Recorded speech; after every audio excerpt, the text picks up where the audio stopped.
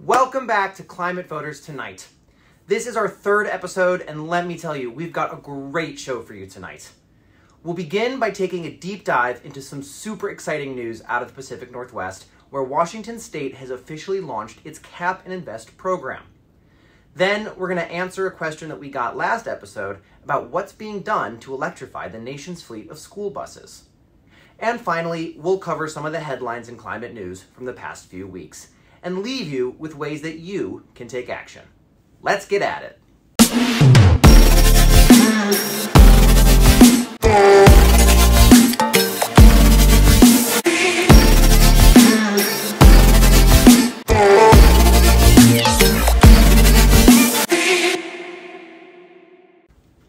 All right, our first story of the night concerns Washington. Nope, not that Washington. Not that one either, although I liked him in that Flight movie. There we go. All right, a couple weeks ago, a new law capping climate pollution took effect in Washington State. It's called Cap and Invest, and from now on, most businesses will be required to obtain allowances from the state to cover their greenhouse gas emissions. That's a big deal. By putting an official cap on the amount of climate pollution businesses are allowed to emit, the state is on its way to meeting its ambitious climate goals. So tonight, let's talk about this new program, what it is, why it's important, and how it might serve as a model for other states. So first, what is it? Basically, it does two things. First, it sets a limit, or cap, on the combined amount of climate pollution businesses in Washington State are allowed to emit. Most businesses are then required to calculate how many metric tons of carbon they produce and obtain an allowance for it. These allowances are initially sold by the state at quarterly auctions. Once a business purchases an allowance, it may then sell it on the open market, just like a stock or a bond. So, for example, if business X, we'll call it, Seattle's Best Granola, purchases 4 allowances, but then cuts its carbon emissions so that it now only needs 3, it can sell that unused 4th one to a different business. As time goes on, the state will begin to sell fewer and fewer emissions allowances. As supply dwindles, the price of each allowance will increase, making it more and more expensive for companies to keep polluting.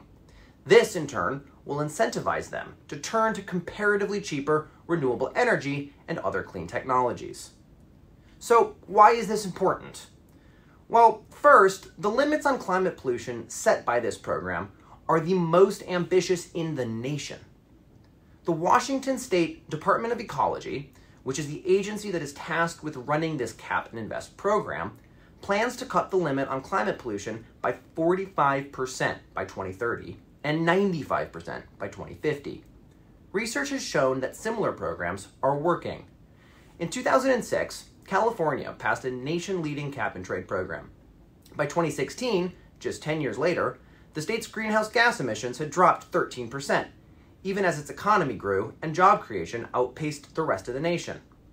Researchers generally agree that well-designed cap-and-trade programs are environmentally sound and cost-effective. And unlike IPAs that are more hops than beer and actually watching professional soccer, limits on climate pollution aren't just a West Coast trend. In fact, 12 states on the East Coast are also capping pollution through the Regional Greenhouse Gas Initiative, which is more commonly known by its acronym, RGGI. Since its inception, over a decade ago, these states have cut carbon emissions from power plants in half. So make no mistake, this is a big deal. The rest of the country ought to take notice from Washington and take its example. If you'd like to learn more about Washington's new Cap and Invest program, we've got some great resources about it. We'll drop them in the comment section. Moving on. Last episode, we covered public transportation and the Biden administration's push to electrify our buses. Well, it seems that we got you all thinking, because we got a great comment from one of our audience members asking us what's being done to electrify the nation's fleet of school buses. It's a perfect question. Besides emitting climate-polluting fumes, the exhaust from diesel fuel is a known poison. It can make children sick and curb their cognitive development. Our kids deserve better. And electric school buses are cost-effective. They only cost 14 cents to operate per mile, compared to 49 cents per mile for diesel buses. But there's a problem. These buses are expensive to buy. Fortunately, school districts have options. The bipartisan infrastructure law that was passed in 2021 included $5 billion to create the Clean School Bus Program. This program pays school districts up to $375,000 to replace diesel school buses with clean electric ones. That's enough to cover close to or sometimes the entire sale price of a new electric school bus. When the first round of funding was announced, more than 4,000 school districts put in applications, and grants went to districts in all 50 states, the District of Columbia, Puerto Rico, Guam, and the U.S. Virgin Islands. To make the deal even sweeter, Congress included additional rebates for charging infrastructure and a further $40,000 rebate for clean commercial vehicles, including school buses, as part of the Inflation Reduction Act, signed last August by President Biden. Put that together, and it's no wonder manufacturers of electric school buses are reporting unprecedented demand for their products.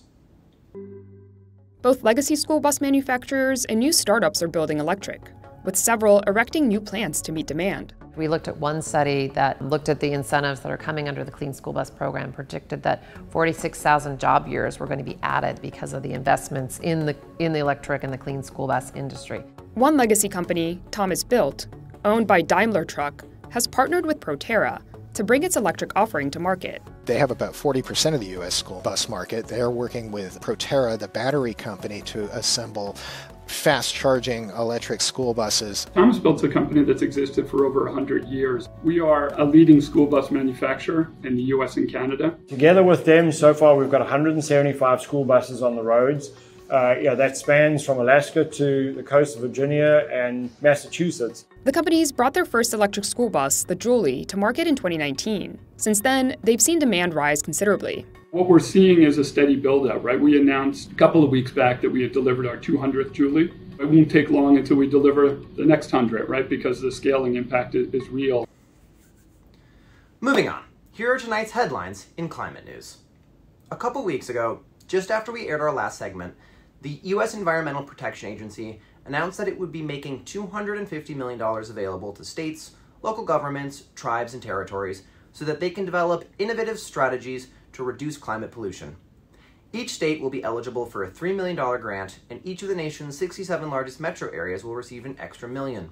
These planning grants will be followed later this year with an additional $4.6 billion in grants to implement investment-ready projects that the states, cities, and tribes developed. The United States Postal Service is moving ahead with plans to electrify its fleet of vehicles. It recently announced an order for over 9,000 EVs and 14,000 charging stations. This action is a direct result of public pressure. Big thanks to all the EDF Action members who took action last year to encourage the Biden administration and the Postal Service to move faster on fleet electrification. Legislators have begun working on the Farm Bill, a massive package that's renewed every 5 years and funds everything from SNAP to subsidies for farmers. Agriculture contributes about 9% of all the climate pollution released in the United States yearly. Farmers, activists, and lawmakers are calling on Congress to include provisions supporting climate-friendly agriculture practices. In case you missed it, we attended a Senate hearing on the Farm Bill a couple weeks ago and got some great footage. And to our surprise and delight, Senator Cory Booker himself reposted our reel on Instagram. We'll drop a link in the comments so you can check it out for yourself.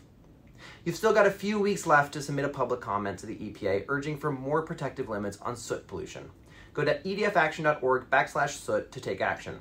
And if you've already submitted a comment but want to do more, we're asking our members to submit letters to the editor of their local paper. Letters to the editor are a great way to increase public support for climate action, and they always get read by policymakers. If you're interested in writing your own, please fill out the Google form in the comments. All right, that's all from us tonight. Thank you so much for tuning in once again. We'll see you in 2 weeks. Climate voters, unite.